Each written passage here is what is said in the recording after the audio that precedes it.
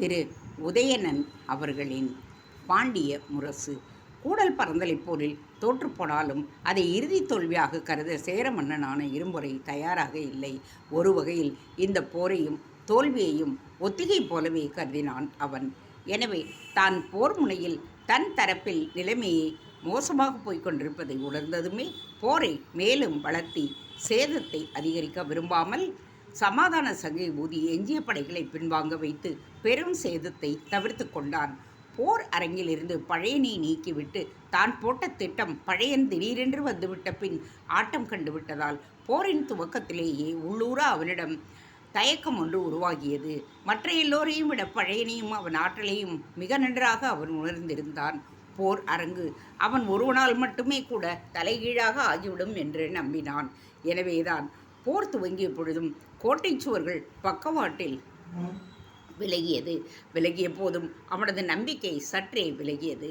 ஆனால் அந்த நிலையில் போரை தவிர்ப்பதோ நிறுத்துவதோ முடியாத காரியம் மட்டுமின்றி கௌரவமான காரியமாகவும் இருக்காது என்று கருதி தன் பராக்கிரமத்தையும் சோழன் பெருநற்கிள்ளியின் வீரத்தையும் முன்வைத்து போரில் ஈடுபட்டான். போரின் நிலைமை போக போக தங்களுக்கு பாதகமாக அமையத் தொடங்கியதுமே அவனுடைய வஞ்சக நெஞ்சில் புதிய திட்டம் ஒன்று உருவாயிற்று. அதை ஒட்டியே சமாதான சங்கை ஊதி போர் நிறுத்தத்தை செய்தான். அதை அடுத்து சேர சோழ படைகள் களத்திலிருந்து பின்வாங்கி கோட்டையின் வடகிழக்கே வைகை ஆற்றின் கரையோரமாக திரண்ட நேரம் அந்தி சாய்ந்த நேரம் என்பதால் அந்த படைகளை பாண்டியன் படைகள் சந்திக்கவோ கண்காணிக்கவோ காரணம் இல்லாததாலும் அந்த நேரத்தில் தன்னுடைய சதித்திட்டத்தை நிறைவேற்றிட முனைந்த இரும்பொறை படைகளை வெகு வேகமாக வைகையை கடந்து சோழ நாட்டை நோக்கி விரையச் செய்தான்.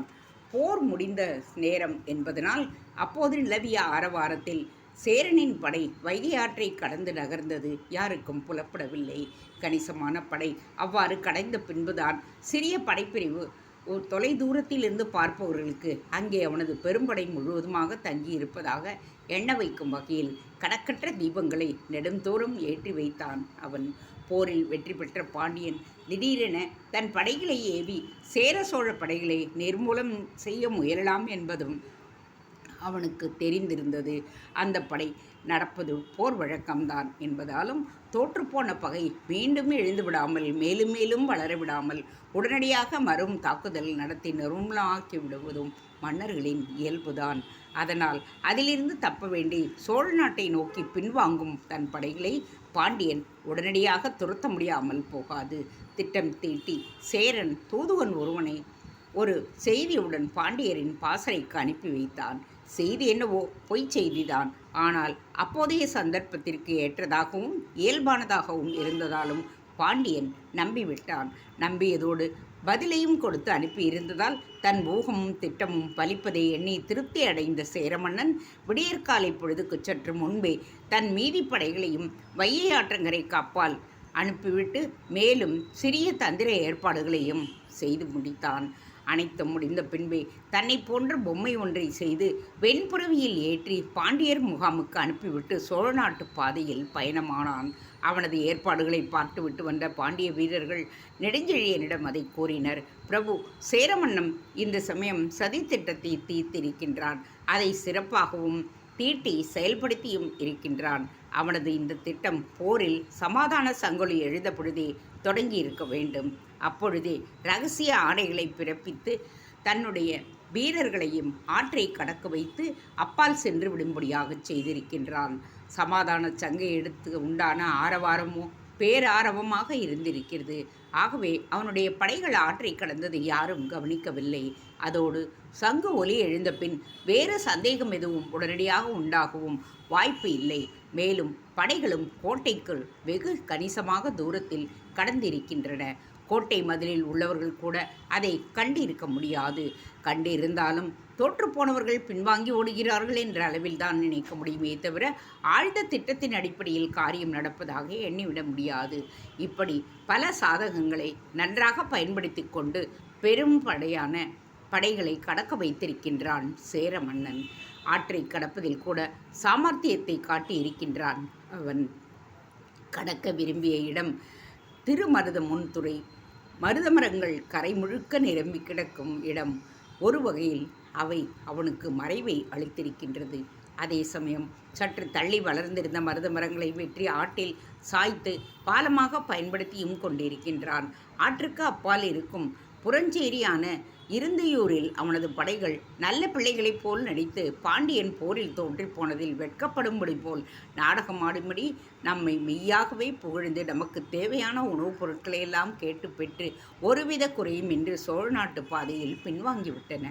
இந்த முயற்சிக்கு இடையூறு வராமல் இருக்க தூதுவன் ஒருவனை பொய் செய்தியுடன் நம்மிடம் அனுப்பிவிட்டு தன் நடவடிக்கையில் உடனடியாக இறங்கிவிடாமல் நம்மை செய்திருக்கின்றான். அவன் நிலவும் சந்தர்ப்பத்திற்கு அனைத்துமே பொருத்தமாக இருந்ததால் நாம் நம்பிக்கொண்டு நேற்று இரவு முதல் இன்று வரை மௌனமாக இருந்தோம். அவனும் அவனது படைகளும் முற்றிலுமாக அகன்ற பின் தன்னை போன்ற பொம்மை ஒன்றை அனுப்பி ஏமாற்றி விட்டான். அந்த பொம்மை கூட இருந்தையூரில் செய்யப்பட்டதுதான். விவகாரங்களை கேட்டதும் பாசறையில் இருந்த தளபதிகளும் போர் ஆலோசகர்களும் பெரும் கோபமடைந்தார்கள். சேரன் தங்களை ஏமாற்றி விட்டதை தாங்கிக் கொள்ள முடியாத அவர்கள் ஆத்திரம் உண்டாக அதை வெளிப்படுத்தும் விதத்தில் கண்கள் கோவை பழங்களாக சிவந்தன, கொப்பளித்தன. சேரன் மட்டுமே அப்போது அங்கே இருந்திருந்தால் அவர்களின் கண் பார்வையிலேயே எரிந்தே போயிருப்பான். அப்படியொரு கோப வெறி அவர்களிடையே உண்டாகி இருந்தது. ஆனால் அத்தகைய கோபத்திற்கும் ஆத்திரத்திற்கும் ஆளாகாமல் அமைதியாக இருந்தது 3 பேர் மட்டுமே. அவர்கள் பாண்டிய மன்னன், படைத்தலைவன் பழையன், குருநாதரான மாங்குடி மருதனார். யார் இல்லை என்றாலும் பாண்டிய மன்னன் மட்டும் நிச்சயமாக கொதித்து எழுவான் என்று எதிர்பார்த்ததுக்கு மாறாக பரம நிதானமாக வேலை செய்த அவன் ஏதோ கதையை கேட்டு ரசிப்பவனைப் போல மெல்ல சிரிக்கவும் செய்தான். அங்கே இருந்த அனைவரது முகங்களையும் ஒரு முறை நோக்கினான். அந்த முகங்களில் பெரும்பாலானவை எரிமலைகளாக இருந்ததால் அவர்களின் எண்ணம் எதுவாக இருக்கும் என்பதை அவனால் உணர்ந்து கொள்ள முடிந்தது. இருப்பினும் ஆலோசனை என்று வரும்பொழுது வெறும் ஊகங்களையும் அனுமானங்களையும் சேர்த்து கொள்ளக்கூடாது என்பதால் அவர்களிடம் கேட்டான்.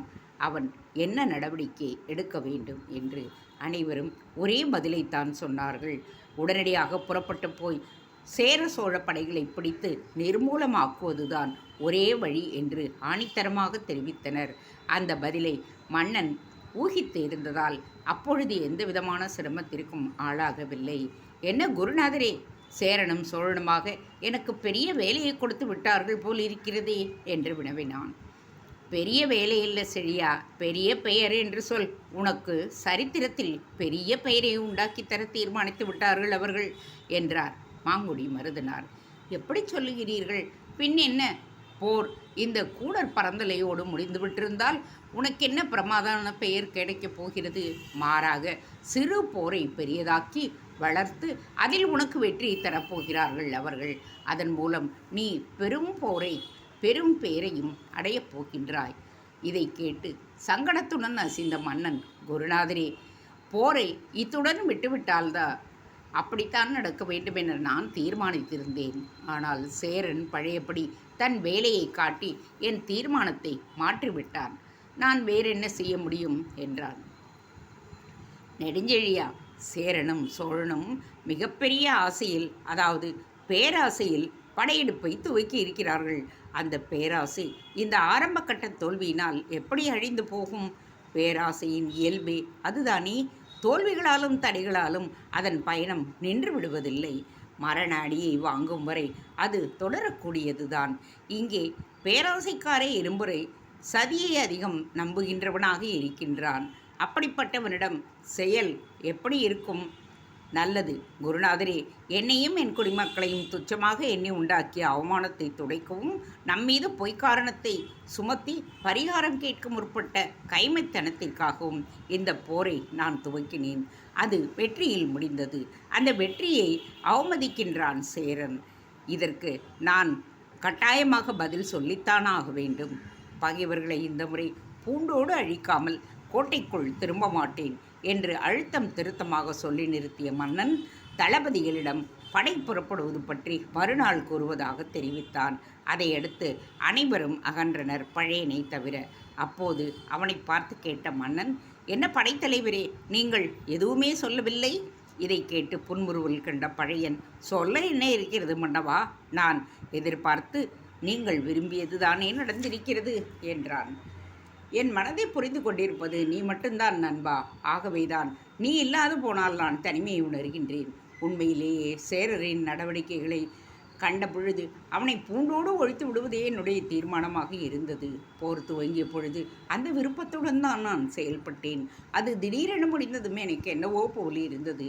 என் விருப்பம் நிறைவேறாதா என்று எண்ணினேன். நல்ல வேளையாக சேரனை வழிவகுத்து விட்டான் என்று சற்றே நெகிழ்ந்து போய் கூறிய மன்னன், நீங்கள் எப்படி இதை எதிர்பார்த்தீர்கள் என்று வினவினான். மன்னவா, சேரன் என்னை செயல்படுத்த முடிகிற விதத்திலிருந்தே அவனது ஆதிக்கத்தின் நோக்கம் மிகவும் உறுதியானது என்பது தெரிந்தது. அதை நிறைவேற்றாமல் விடமாட்டான் என்று நம்பினேன். அதோடு நேற்றைய தோல்வி அவன் எதிர்பாராத ஒன்று. திடீரென்று ஏற்பட்டுவிட்ட தோல்வியை அவன் முடிவான தோல்வியாக கருதிவிட மாட்டான். பழி தீர்க்க முயல்வான் என்று நான் நினைத்தேன். அது சரியாக போய்விட்டது என்றான் பழையன். பின் ஏன் நீங்கள் அந்த சேரனின் நாடகத்தை முறியடிக்காமல் இருந்து விட்டீர்கள் என்று கேட்டான் மன்னன். அவன் செய்தது சதி என்றாலும் அதன் பின்னணி பயன்தானே மன்னா. நாம் திடீரென தாக்கிவிட்டால் என்ன செய்வது என்று பயந்துதானே சதியில் இறங்கியிருக்கின்றான். அப்படி பயந்தவனை போய், அதுவும் சமாதான சங்கடை ஊதி பின்வாங்கியவனை போய் நாம் தாக்குவது நல்லதா? அதனால் உங்களுக்கு சிறப்பாக வரும். ஆகவேதான் பேசாமல் இருந்து விட்டேன். அவன் எப்படி ஓடிவிட முடியும்?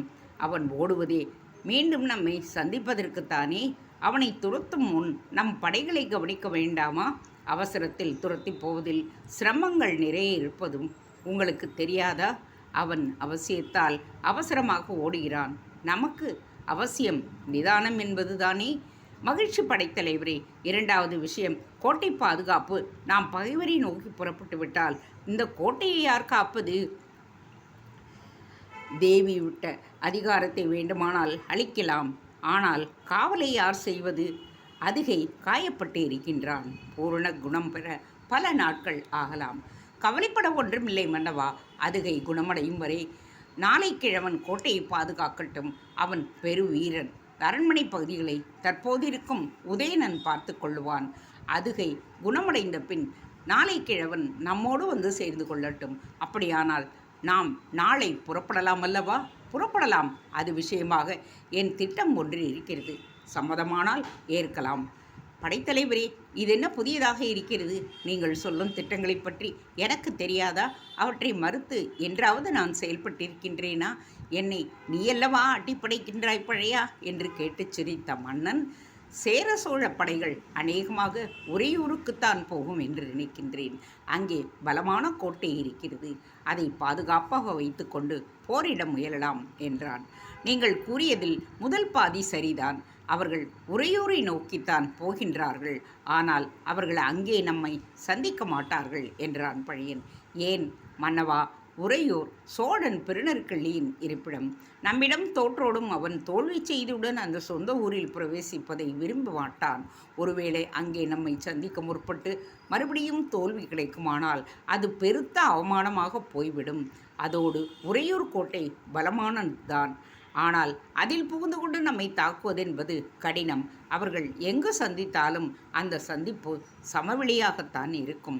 அப்படியானால் அவர்களை உறையூரையும் கடந்து போகக்கூடிய இடம், அதைத்தான் இன்று காலையிலிருந்து யோசித்து வருகின்றேன். என் ஊகம் சரியானதென்றால் அவர்கள் சந்திக்கக்கூடிய இடம் நீண்ட தூரத்தில் உள்ளதாகத்தான் இருக்க வேண்டும். நம் ஒற்றர்களை முன்கூட்டியே அனுப்பி வைத்திருக்கின்றேன். அவர்களில் ஓர் இரவாவது இன்று இரவு திரும்பி வந்து விடுவார்கள் என்று நான் ஊகிக்கின்றேன். அது எந்த அளவிற்கு சரி என்று அப்பொழுது தெரிந்துவிடும். ஆகவே நீங்கள் பெரும் பகுதி பாண்டியர் படையுடன் சேரர் படை பின்வாங்க ஓடக்கூடிய வழியிலேயே உறையூருக்கு செல்லுங்கள். அங்கேயும் அவன் இல்லை என்றால் ஒற்றர்கள் மூலம் செய்தி வரும். அதை ஒட்டி உறையூரை விட்டு தஞ்சை மார்க்கமாக வாருங்கள். நான் கோசர் படையுடன் சற்று கிழக்கே சென்று பின்பக்கமாக வடக்காக திரும்புகின்றேன். ஏறக்குறைய நான் விரைவாக சென்றால் சேர சோழர் படைகளுக்கு முன்பாகவே போய்விடுவேன். நீங்கள் பின்புறமாக வாருங்கள். தகுந்த இடம் வந்ததும் நம் இரு புறங்களில் இருந்தும் அவர்களை தாக்குவோம். அவர்கள் தப்பிக்க முடியாது. உங்கள் புறப்பாடும் பயணமும் வெளிப்படையாக இருக்கட்டும். நான் செல்வது இரகசியமாக இருக்கட்டும். முடிந்தவரை நான் வருவது எவ்வளவுக்கு எவ்வளவு இரகசியமாக இருக்கின்றதோ அவ்வளவுக்கு அவ்வளவு நல்லது. இல்லையென்றால் சேரன் பாதையை மாற்றி விடுவான், நமக்கு கிடைக்க மாட்டான். படைத்தலைவனின் யோசனை பழுதின்றி இருந்ததால் அப்படியே அதை ஒப்புக்கொண்டான் மன்னன். அந்த ஆலோசனை பின்னால் பிற தளபதிகளுக்கு அறிவிக்கப்பட்டது. அடுத்து கோட்டைக்குள்ளிருந்து உணவுப் பொருட்கள் சேகரிக்கப்பட்டு உரிய மூடு வண்டிகளில் ஏற்றப்பட்டன. ஆயுதங்களும் அப்படித்தான் ஆயத்தமாக ஆகின. ஆயுதங்களும் உணவும். போருக்கு முன்னால் கருவூர்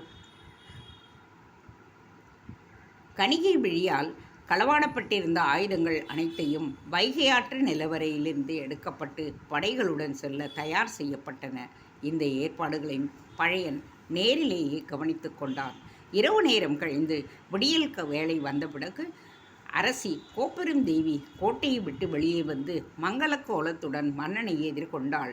அவன் அடைந்த ஆரம்ப வெற்றிக்கு தன் அந்தரங்க பாராட்டை தெரிவித்துவிட்டு இனி பெறவிருக்கும் வெற்றிக்கும் ஆழ்ந்த விருப்பத்தையும் வெளிப்படுத்தினாள். கண்களில் நீரை சிந்தாமல், பய உணர்ச்சிகளை தளர விடாமல் கடமை உணர்வோடு அவள் நடந்து கொண்ட முறை நெடுஞ்செழியனை மிகவும் பரவசப்படுத்தியது. அவளை ஆறத் தழுவி ஆதரவாக தட்டி கொடுத்தான்.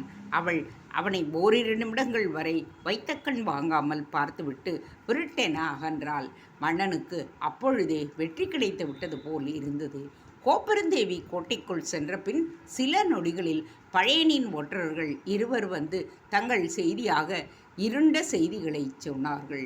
இரண்டுமே பேசாமல் மோசமான செய்திகளாகத்தான் இருந்தன. ஒற்றர்கள் மிகவும் வேகமாக பயணம் செய்திருந்தார்கள் என்பதை அவர்களின் தோற்றமே புலப்படுத்தியது. அதில் முதல் ஒற்றன் பேசத் தொடங்கி, மன்னவா, படைத்தலைவர் கூறியபடி நான் இந்த சேர சோழர்கள் செல்வதற்கு முன்பே உறையூருக்கு போய் காத்து கொண்டிருந்தேன். அங்கே ஒரு வேடிக்கையை கண்டேன். இந்த கூடர் பரந்தலை போரில் நாம் வெற்றி பெற்று இருந்தாலும் உறையூரில் வேறு விதமாக செய்திகள் வெளியிடப்பட்டிருக்கிறது. அதாவது இந்த போரில் சேர சோழர்கள் வெற்றி பெற்று விட்டார்களாம். வெற்றி பெற்று இங்கே தங்கள் பிரதிநிதி ஒருவரை நியமித்துவிட்டு வடக்கு திசையில் செல்கிறார்களாம். ஏன் தெரியுமா? நமது படைப்பிரிவு ஒன்று சிங்களவர் உதவியுடன் சோழமண்டல கடற்கரையை தாக்க திட்டமிட்டிருப்பதால் அதை முறியடிக்க விரைந்து செல்கிறார்களாம். அவர்களின் இந்த போலி வெற்றியை நம்பி மக்களும் உறையூரை விழாக்கோலப்படுத்தி கொண்டாடுகின்றார்கள். ஒரே கூத்தாக இருக்கின்றது மன்னவா என்றான். இதை கேட்டதும் சேரன் எறும்பொறை சிறந்த கற்பனாவாதி. அவமானப்பட்ட பொழுதும் அவனிடம் அழகான கற்பனைகள் உதிக்கின்றன. தோற்றுவிட்ட நிலையிலும் செழிப்பான பொய்கள் உருவாகின்றன. அவனைப் போல் 4 பேர் இருந்துவிட்டால் தமிழகமே பொய்யில் ஆழ்ந்துவிடும் என்றான் படைத்தலைவனிடம். பின் ஒற்றனை பார்த்து, அப்படியானால் அவர்கள் உறையூரை கடந்து கிழக்கில் போகப் போகின்றார்களா என்று கேட்டான். அப்படித்தான் தெரிகிறது மன்னவா. உறையூர் கோட்டையில் அவர்கள் நுழையவும் மாட்டார்கள் என்று தெரிகின்றது. காவிரியை கடந்து வெகு வேகமாக கிழக்கில் அநேகமாக தஞ்சைக்கு போய்விடுவார்கள் என்று தோன்றுகிறது என்று தெரிவித்த ஒற்றன், மிகவும் முக்கியமான விஷயம் மன்னவா. உறையூரில் தற்போது சேர சோழர்களின் விருந்தாளி ஒருவனும் வந்து தங்கி இருக்கின்றான். விருந்தாளியா? யாரது? எருமை ஊரான். எருமை என்பது வடமொழி சொல். மகிஷம் என்பது மகிஷாவூர் என்பதே எருமையூர் என்று வழங்கப்பட்டது. பின்பு ஐரை ஆற்றங்கரையில் அமைந்திருக்கும் இந்த சிற்றூரை ஆண்டவன் எருமை ஊரான் எனப்பட்டான். மகிஷவூர் என்பதே காலப்போக்கில் மைசூர் என்று ஆகிவிட்டது. இன்றைய மைசூரே சங்ககால எருமையூர். இது கொங்கு நாட்டு வரலாறு. எருமையூரானா? ஆம் மன்னவா. கணிசமான படைகளுடன் அவன் அங்கு வந்து தங்கி இருக்கின்றான். கூடர் பரந்தலை போரில் உதவவே அங்கு வந்து தங்கியிருந்த அவனை உறையூரில் இருக்கும்படி சேரனிடமிருந்து செய்தி வந்திருக்கிறது. அநேகமாக அவன் சேரன் ஆலோசித்த பின்பே உறையூரை விட்டு போவான் என்று தெரிகின்றது. இதை கேட்டு பழையனும் மன்னனும் ஒருவரை ஒருவர் பார்த்து கொண்டனர். தற்பொழுது 2வது ஒற்றன் முன்வந்து, படைத்தலைவரே, நம் கோட்டைக்குள் இருந்த மேகலை அம்மையாரும் அவரது தந்தையும் தற்பொழுது சந்தனக்கோட்டை சிறையில் இருக்கிறார்கள் என்றான். என்ன, இது உண்மையா என்று வெகுண்டு கேட்ட மன்னன் பழையனை பார்த்தான். அவனுடைய முகம் சலனமற்று இருந்தது. அதைக் கண்டு வியப்புற்ற மன்னன், படைத்தலைவரே, ஒற்றன் சொன்னது உங்கள் காதில் விழவில்லையா? மேகலை மீண்டும் கவரப்பட்டு விட்டாளாம் என்றான். அப்போதும் பழையன் பேசவில்லை. தன்னுடைய பேச்சு கூட கேட்காத நிலையில் அவன் இருக்கிறான் என்பதிலிருந்தே அவனது சிந்தனை மேகலையின்பால் போய்விட்டது என்பதை உணர்ந்த மன்னன் ஒற்றர்களை அனுப்பிவிட்டு படைத்தலைவரின் தோள்களை பற்றினான். படைத்தலைவரே, கவலைப்படாதீர்கள், அவளுக்கு ஆபத்து எதுவும் ஏற்படாது, உடனே நீங்கள் போய் மீட்டு வாருங்கள் என்றான். பழையனுக்கு இப்பொழுதுதான் நினைவே திரும்பியது. தன் நிலையை உணர்ந்து கொண்டு அவன் அதற்காக வெட்கப்பட்டு கொண்டு மன்னனிடம், போர் முடியும் வரை அவள் உயிருக்கு ஆபத்தில்லை மன்னவா, அவள் சந்தனக்கோட்டையிலேயே இருக்கட்டும், ஒரு வகையில் அவள் அங்கே இருப்பது பாதுகாப்பானது, அங்கே அடைக்கப்பட்டு விட்டதால் இனி யாருக்குமே அலைச்சல் இல்லை என்றான். மன்னனின் முகம் லேசாக கோபத்தை காட்டியது.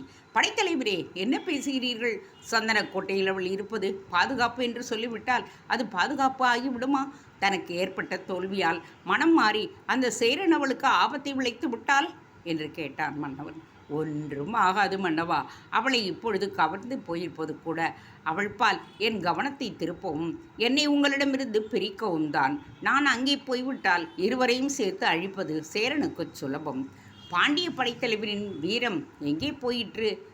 மன்னவா, சேரன் வாழ்வீசி என்னை அழிக்கப் போவதில்லை, பழையபடியும் சதியைத்தான் நாடுவான். சதியை முறியடிக்கும் சாமர்த்தியம் படைத்தலைவனுக்கு இல்லையா? அழிந்து போய்விட்டதா? மன்னவா, கோபப்படாதீர்கள். ஒருத்தியின் நலனுக்காக போர் அரங்கை விட்டு நான் எப்படி ஓட முடியும்? பாண்டியர் மானம் காக்கும் இந்த போரை விட்டுவிட்டு ஒருத்தியை காக்கவா நான் போவது? படைத்தலைவரே, மேகலை யார்? என்னை காதலித்துவிட்ட துரதிர்ஷ்டமான பெண். இல்லை, பாண்டிய நாட்டு பிரஜை, நெடுஞ்செழியன் சகோதரி. புரிந்து கொண்டீரா? மன்னவா, அவள் கடத்தப்படுவதும் சிறை செய்யப்படுவதும் உங்கள் இருவருக்கும் இடையே உள்ள விவகாரம் அல்ல. இது நம்முடைய நாட்டின் மான பிரச்சனை, என்னுடைய மான பிரச்சனை, தன்மான பிரச்சனை. அதை தீர்ப்பது என் கடமை, தெரிந்து கொண்டீரா?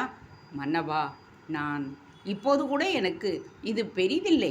ஏனென்றால் சேரனின் அவமானமான விளைச்சலுக்கு ஆரம்பத்தின் தோல்வி அளித்தாகிவிட்டது.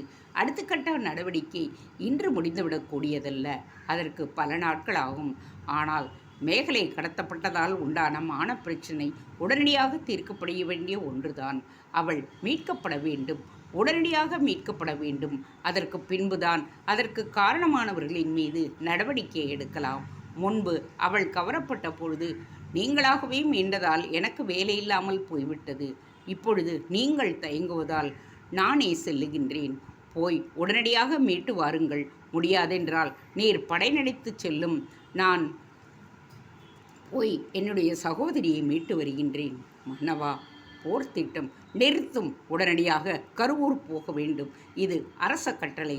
பழையன் பேச்சுக்கே இடமளிக்காமல் கடமையை உணர்த்தும் கர்ம வீரனைப் போல் வார்த்தைகளை கொட்டி கட்டளையிட்ட மன்னன் அங்கிருந்து அகன்று விட்டான். பழையனின் இதயம் பரவசத்தில் ஆழ்ந்தது. மன்னனை பற்றி அனைத்தும் அறிந்தவன்தான் என்றாலும் அவனால் மனம் நெகிழாமல் இருக்க முடியவில்லை. நண்பா, நீ மன்னன் மட்டுமல்ல, மாமனிதன். உனக்கு பெருமை இல்லை என்றால் எங்களுக்குத்தான். நீ நீடூழி வாழ வேண்டும் என்று அவனுடைய அதரங்கள் முணுமுணுத்தன. தேங்க்ஸ் ஃபார் வாட்சிங். Please subscribe.